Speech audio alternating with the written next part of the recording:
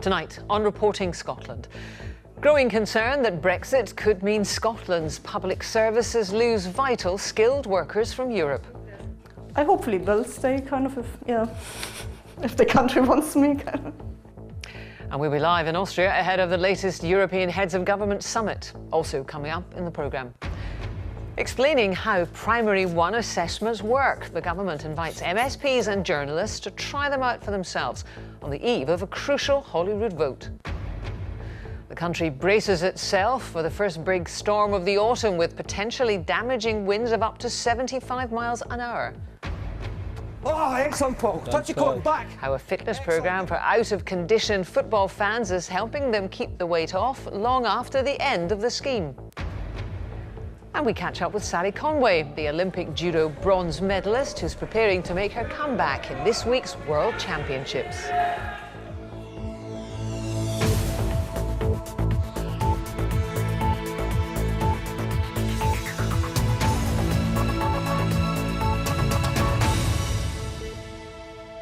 Good evening. The potential loss of skilled workers from Europe is becoming a key Brexit issue for Scotland's public services, according to BBC research. Information from 80 public bodies, including the NHS and councils, reveals widespread concern that EU departure could worsen skills gaps and rural population decline. It comes on the day an independent report commissioned by Westminster has advised against a different migration policy here than for the rest of the UK. Here's our political correspondent, Glenn Campbell. Edinburgh has the highest concentration of EU nationals in Scotland. Out of nearly 250,000, 1 in 6 live in our capital city.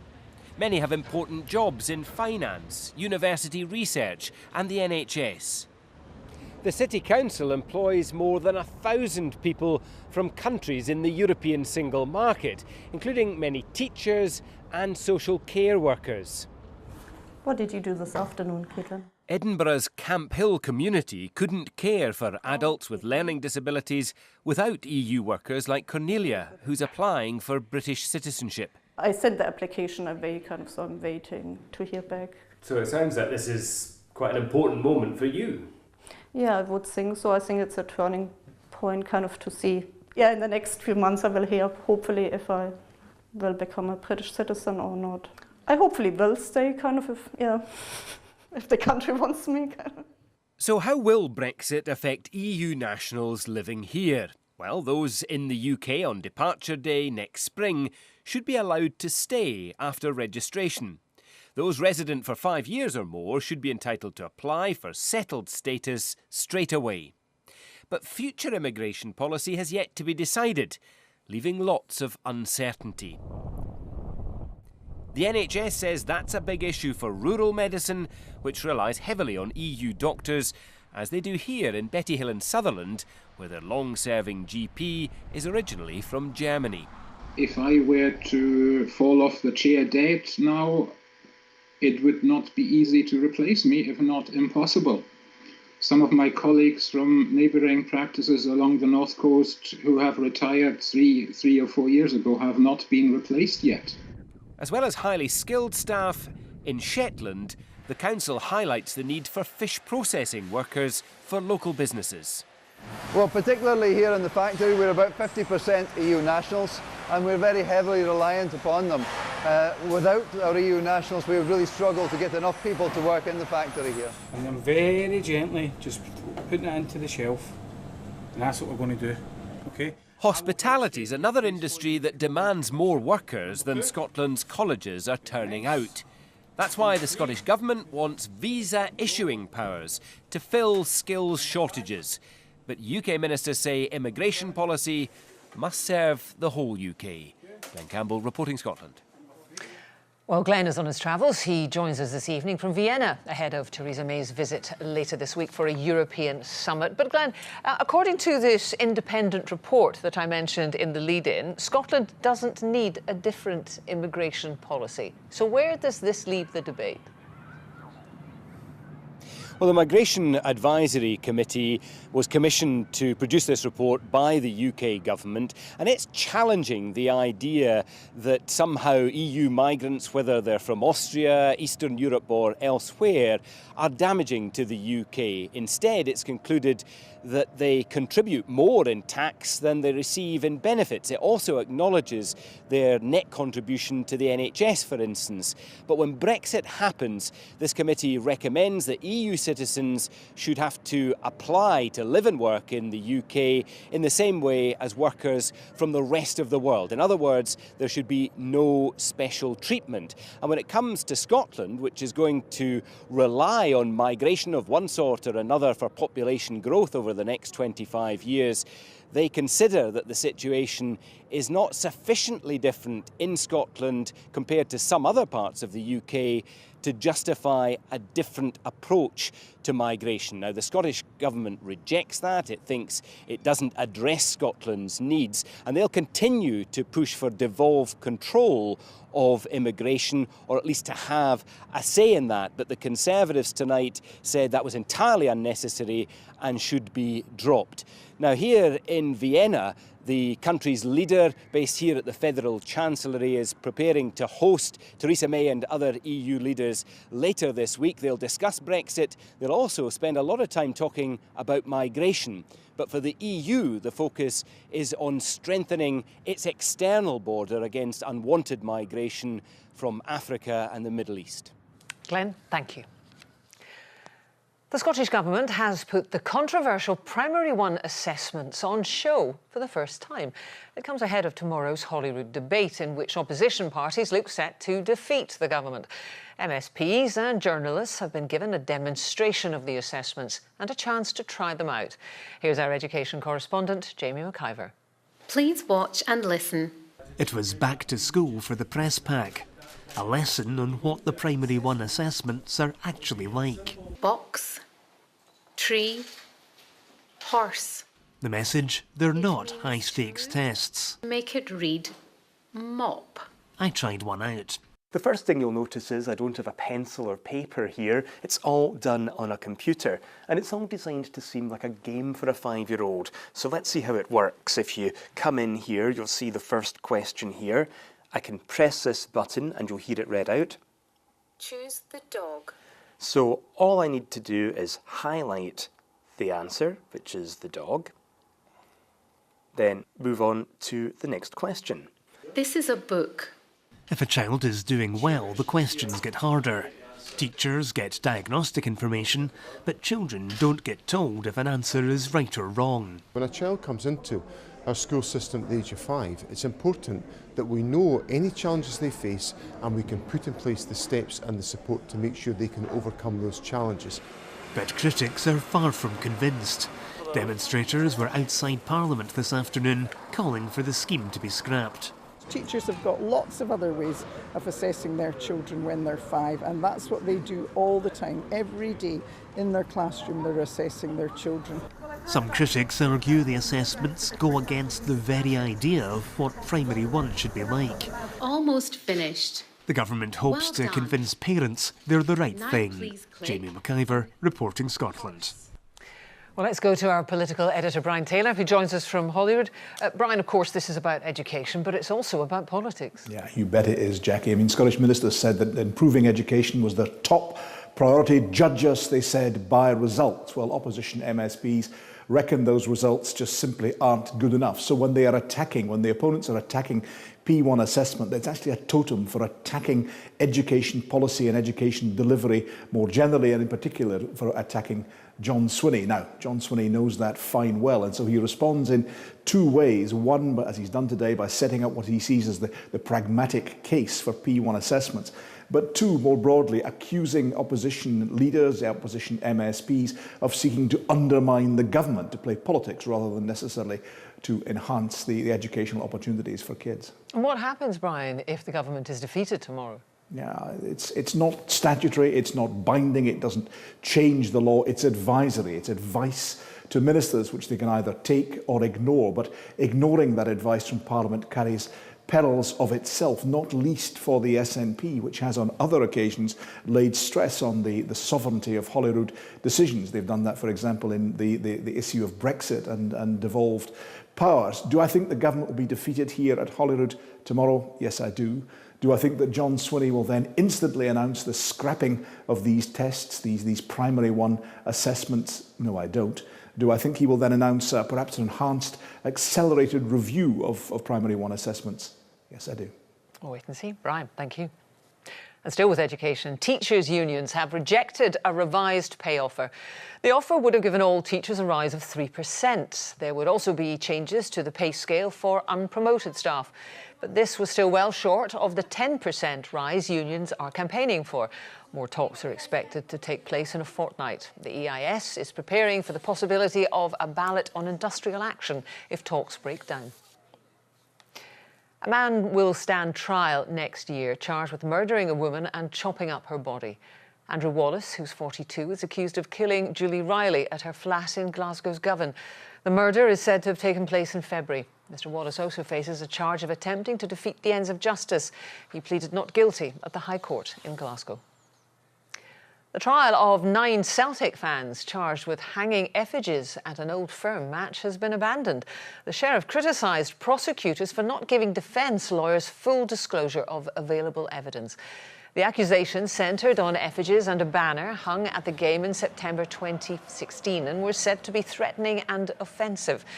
Defence lawyers successfully argued that they didn't have all the material that was available and made a motion for the case to be deserted. The Met Office has issued a be prepared for disruption or amber weather warning for storm force winds expected across much of central and southern Scotland tomorrow. Storm Ali is the first named storm of the season. Well, let's go to Maura Kinneborough, who's at the National Traffic Control Centre. Maura, what do we expect to be happening regarding the storm around, say, rush hour tomorrow morning? Forecasters warn that strong winds could hit all parts of Scotland, not just in rush hour, but beyond that. And the worst affected area should be the southern half of Scotland from about 8 o'clock in the morning. But winds could take a lot longer. It might be lunchtime before they're at the peak. The Scottish Government has said all kinds of travel could be affected, not just the roads, though bridges are especially vulnerable. Already the Tay Road Bridge has restrictions in place, and we know of several ferry services that have already been cancelled. CalMac is warning that there's a high probability of major disruption across all its routes during the course of tomorrow. Scottish Power has said its engineers have been called in from routine repair jobs to make sure they're ready to cope with any damage, any power lines or power cuts during the day. We've already heard of chainsaw teams being on standby overnight and in the early hours of the morning to clear any felled trees from areas like the Borders. There's also resilience teams being set up in various different areas, and they're there to really ensure from first light tomorrow that if there's any major incidents, there'll be a special coordinated response to anything really serious that happens. ScotRail have said they're hoping to keep all their services running pretty much as normal, but they're urging people tonight, if you have a garden and you live near a railway, make sure your garden furniture is secure, your slates and so on are really well fixed. The message then really for people heading out tomorrow is to check before you set off and beware, take extra care, look out for loose slates, broken branches, even flying trampolines. Oh dear, Maura Kinneborough, thank you. There's been another issue with the water supply at the Royal Hospital for Children in Glasgow. 6 children contracted infections linked to the water supply and all have been successfully treated. 22 other patients have been moved from 2 wards to allow the problem to be investigated. The problems first arose in March. It's being dubbed a world first, and it's designed to get more young people talking about their mental health. It's an emoji-powered online jukebox. And if, like me, you have no idea what that is, Katie Hunter explains. Okay, so when you come onto the emoji jukebox, it'll ask you to enter your emoji. Using emojis and music to encourage young people to talk about mental health. The website creates a playlist based on the emoji someone enters and prompts people to explore how they're feeling. And if someone doesn't like Peter Andre, you can shuffle that track. These young people say music has helped them cope with tough times. I have really struggled with a mental health condition from a young age. It has been quite difficult over the years, but I think finding the right support, and I actually put quite a bit of it to music and bands and stuff that I listen to, how I actually managed to cope when I was younger. The Emoji Jukebox, created by the See Me programme, was launched at the Barrowlands in Glasgow. But while music is easily accessible for young people who are struggling, medical help can take much longer. The Scottish Government is missing its waiting time targets for young people and mental health.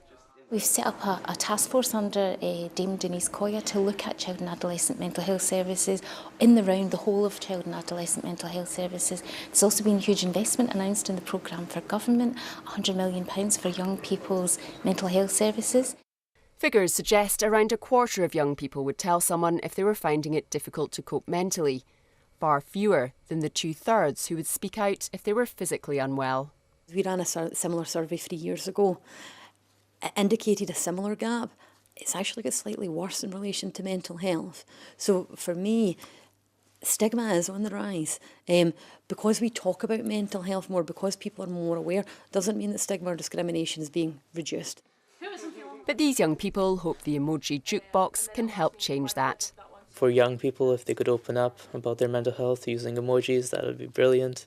And yeah, if it has a positive impact where we could actually listen to what young people think, or get ideas from them on how they would feel or what would be less stigmatizing, that would be the greatest impact.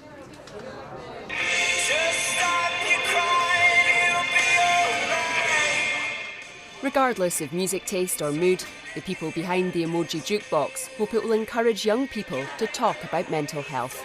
Katie Hunter, reporting Scotland, Glasgow. Well, meanwhile, an adult mental health ward is to close at a hospital in Aberdeen due to a lack of staff. From Thursday, the number of wards at Royal Cornhill will reduce from 6 to 5. NHS Grampian says it's a temporary move.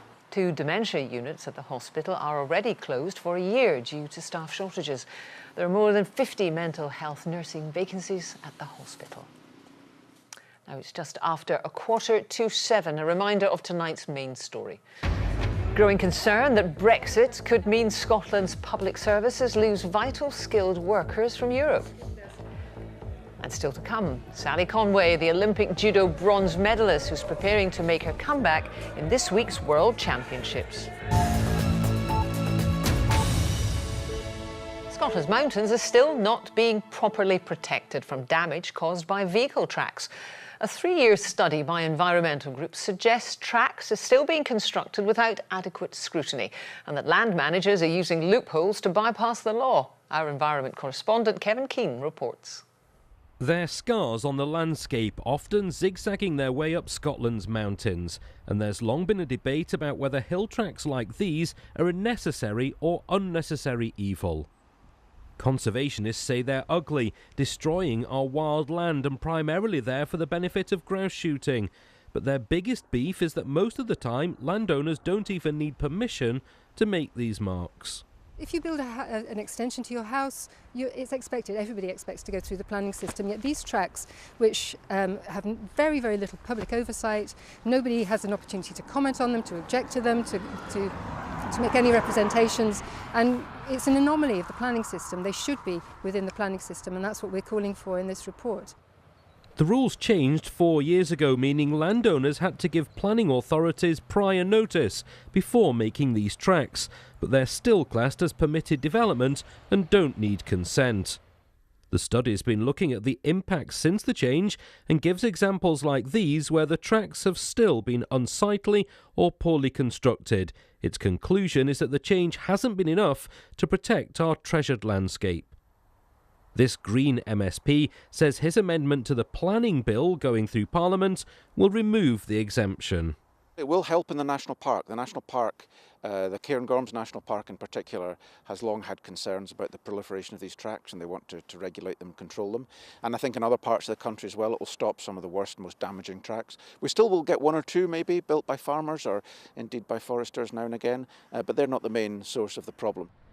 Landowners insist the current rules are fine and that hill tracks are vital for their work.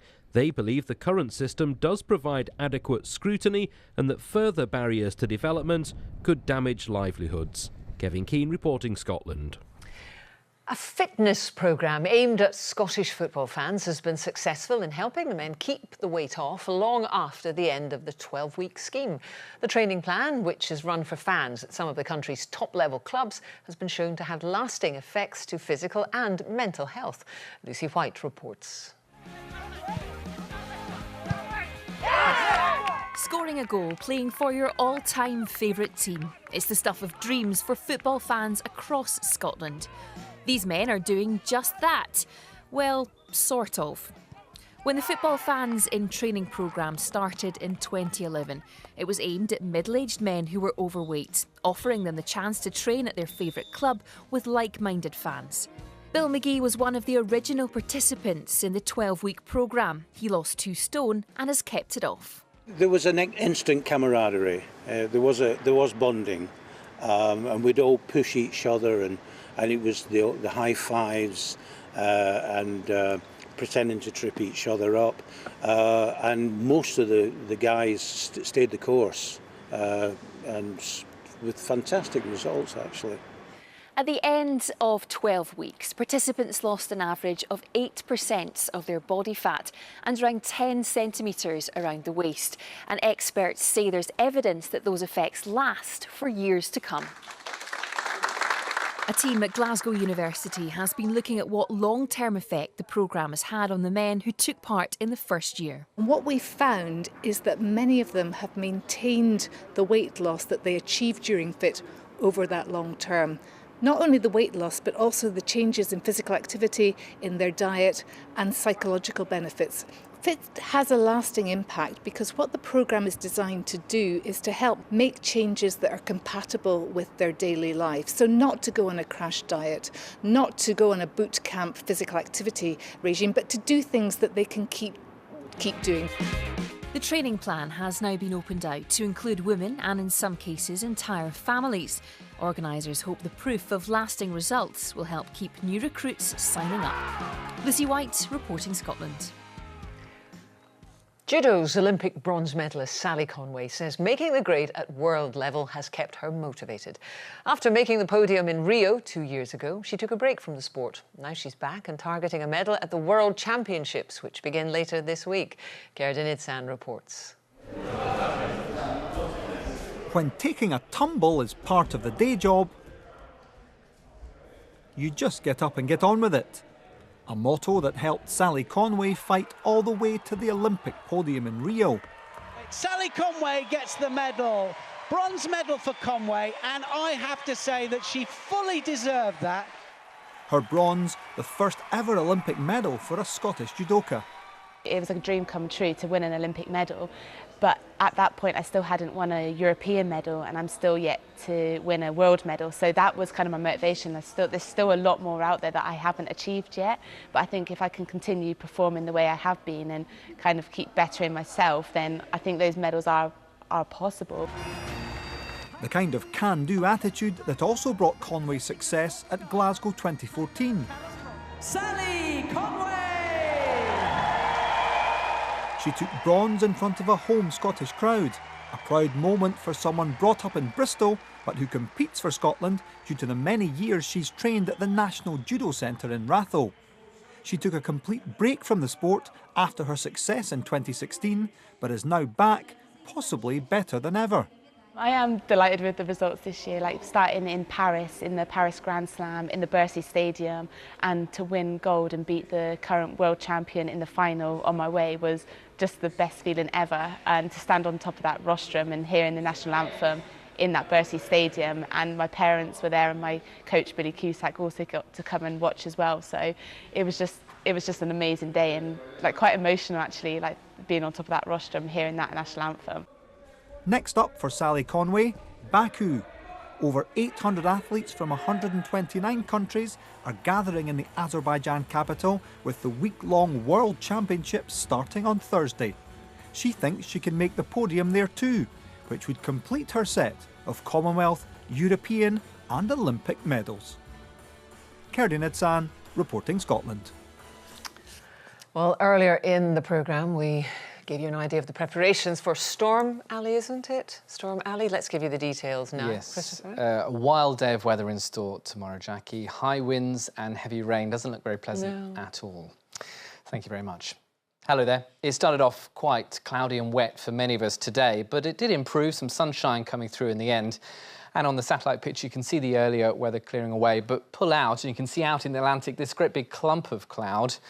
And all eyes on that because there is a storm on the way. This is Storm Alley spreading its way in tomorrow, bringing outbreaks of heavy rain and high winds. Disruption is likely. Back to the here and now, and it's a fairly windy night already with blustery showers, bands of them crossing the country. And by the end of the night, the winds gusting close to gale force in the southwest. Temperatures around about 9 to 13 Celsius, but it's the winds that are key. And tomorrow will be wet and wild, as I say. There it is, Storm Alley moving its way across the country. Notice the tightly spaced isobars there. Disruption is likely, and we do have a Met Office amber be prepared warning in force. We also have the lower yellow be aware warning covering the entire country. Gusts here 50 to 60 miles an hour, but it's that amber warning area through central and southern Scotland where we're likely to see the greatest disruption. There will be difficult conditions for those of you travelling, disruption to travel. Some flying debris at times, heavy rain as well moving northwards, perhaps some interruptions to power supply and some damage to buildings too. So a very wet and windy day in store. Initially the winds southwesterly and then by mid-afternoon veering westerly. That means they're going to funnel straight through the central belt. So some difficult conditions out there tomorrow afternoon.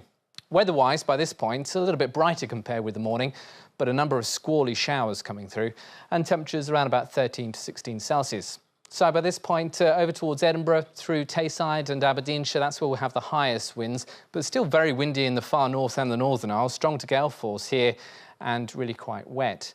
Rest of the afternoon into the evening, the heavy rain clears away, but blustery showers follow on. If you've got furniture in the garden, tie it down or take it in. You won't have it by this time tomorrow night otherwise.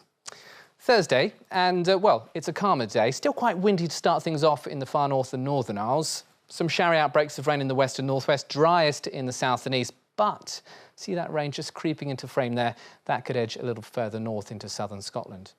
Then Friday, a cooling trend. It's a northwesterly, and that means much cooler air. A calmer day though, lighter winds, some showers, some sunshine. Tomorrow though, wet and windy for all. That's the forecast for now. And avoid those trampolines. Thank you very much, Christopher. Now, a reminder of tonight's main news. The government has been told that it should be made easier for highly skilled workers from around the world to come to the UK after Brexit.